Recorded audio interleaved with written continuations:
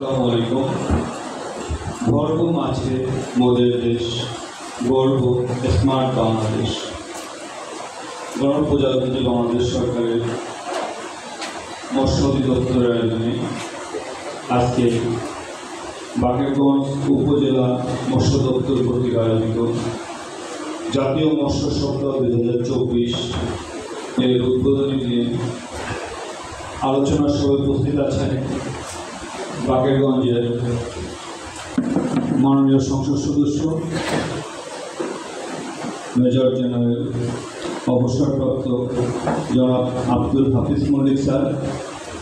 অনুষ্ঠানে সভাপতিত্ব করছেন উপজেলা নির্বাহী কর্মকর্তা বাকেরগঞ্জ। মঞ্চে উপস্থিত আছেন উপজেলা পরিষদের সম্মানিত ভাইস চেয়ারম্যানদ্বয়, বাকেরগঞ্জ উপজেলা মৎস্য কর্মকর্তা,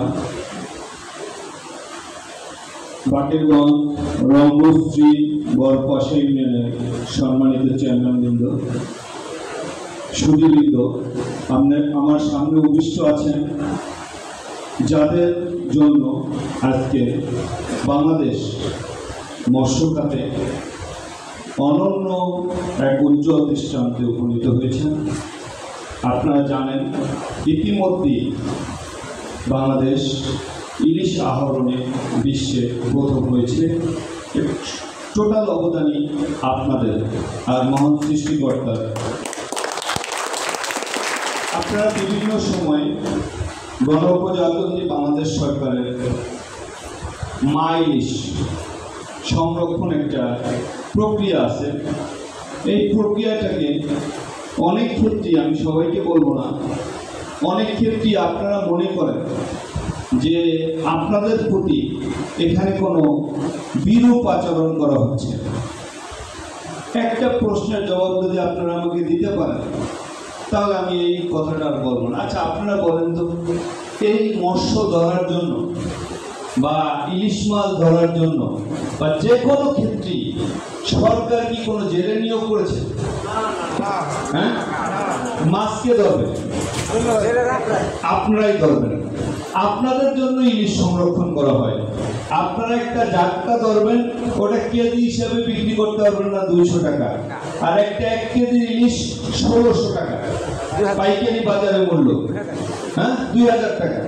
তো 2000 টাকা, এই টাকাটা কে পাবে? আপনারা পাবেন। আপনারা প্রায় সময় দেখা যায় আমাদের মৎস্য কর্মকর্তা উনি একটু ইসে পড়ে, বিপাকে পড়ে, আমরা অনেক ক্ষেত্রে আপনাদের শত্রুতে পরিণত হয়ে যাই। আমি বক্তব্য দীর্ঘায়িত করব না, আপনারা শুধু উপলব্ধি করবেন আপনাদের শত্রু তখন হব যখন এই ইলিশ মাছ ধরার জন্য সরকারিভাবে কোনো লোক নিয়োগ করবে, যে আমরা মাছ চাষ করে রাখবো, সরকার এসে ধরে নিয়ে যাবে। বিষয়টা কিন্তু তা না। আপনাদের সুবিধার্থে এই প্রক্রিয়াটা করা হয়েছে। আপনারা যে ইলিশটা জাটকা হিসাবে 200 টাকাও দাম পাবেন না, সেই ইলিশটা আপনি বিক্রি করতে পারবেন 1600 থেকে 2000 টাকা। ওই ইলিশ কেউ নিবে না। আপনারা যদি সবাই একতাবদ্ধ থাকেন যে যখন মা ইলিশ সংরক্ষণ হবে আপনারা নিজেরাই নিজেদের জলাশয় পাহারা দেবেন। মৎস্য অধিদপ্তরের কর্মকর্তা আমাদের যাওয়ার দরকার নাই, আপনাদের আপনার স্থান আপনারা পাহারা দেবেন, কেউ যেন মাছ ধরতে না পারে। তাহলে আপনারা এই সুফলটা পাবেন। আশা করি আমার কথাগুলো আপনারা বুঝতে পেরেছেন।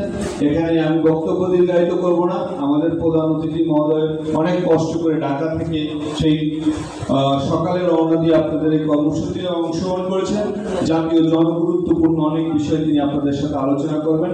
আশা করছি সামনের যে মা ইলিশ সংরক্ষণ অভিযানে আমাদের কোনো প্রয়োজন হবে না, আপনারা নিজেরাই আপনাদের জলাশয় রক্ষা করবেন, এই আশাবাদ ব্যক্ত করে ইলিশ মাছ ইতিমধ্যেই আমাদের জিআই পণ্য হয়েছে।